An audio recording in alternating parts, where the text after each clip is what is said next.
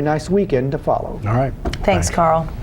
Tomorrow, Americans will elect a new president, and regardless who wins, it'll make history. And for one Metairie man, it will only add to his wonderful collection. He has managed to collect the signatures of all 43 presidents. And as Eric Paulson reports, searching through his things is like a lesson in American history.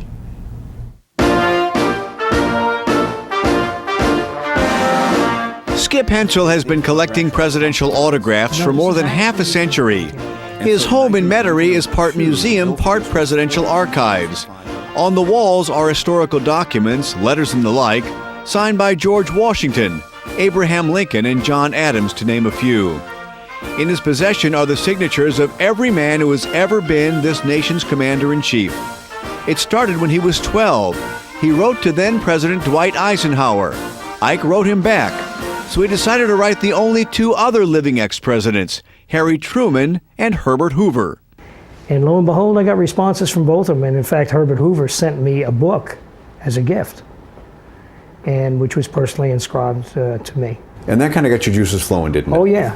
After that, he continued collecting autographs, sometimes writing to people he thought might make it to the White House, including then-Senators John Kennedy and Lyndon Johnson, and Eisenhower's Vice President Richard Nixon.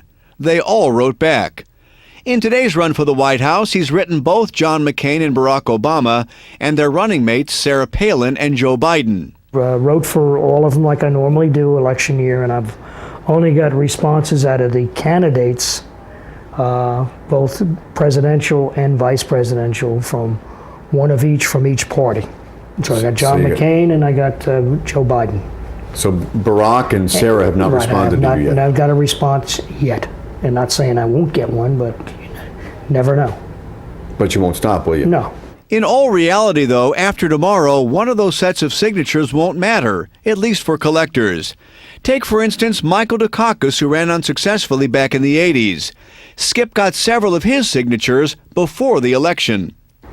And I wound up putting some stuff of mine on Michael Dukakis at auction, and it was unbelievable the way some people would buy the stuff. And of course, the day after the election, you couldn't get rid of the stuff, you know. You may wonder how he's been able to afford this hobby and how he's acquired so much. Research, persistence, and a lot of horse trading. Years ago, he started writing to Calvin Coolidge's son. They developed a friendship. He even gave Skip some of his dad's cufflinks. And with a lot of persistence, he's collected plenty of memorabilia from President Gerald Ford. The shirt he wore for us on the day we taped this was one of the late presidents. Gerald Ford's initials are on the pocket of his shirt. And he has a couple of President Ford's ties that he acquired through a friend. He signed the ties? Yes, he signed both of them on the back. Really? Yes. No, just because you asked for them, or? I don't know whether other people have asked for them and they signed them or what, but they were ready to send out. And I think that both of these ties, because of you think these probably made it to the White House? I think so. That's my personal opinion because of the style of the ties. And I know, and Gerald Ford, of course, smoked a pipe. You've got one of those pipes. Right. How did you get that? The same way, and the same way with the shirt I'm wearing. I mean, it's still got his bite marks in it. Right. Probably get DNA off of it. You've never smoked it, have you? No, I don't believe so. I don't smoke, first of all. No, and I wouldn't do that. When you see all this, you have to ask yourself, what drives an obsession like this? Sure. And I mean, because I'm looking at some of the stuff you have. I mean, you have Gerald Ford's pipe. You've got Gerald Ford's ties. You're wearing Gerald Ford's shirt. I mean, you're like short of a stalker. No, I would never consider myself that. Rummaging through Skip's collection is like a lesson in American history.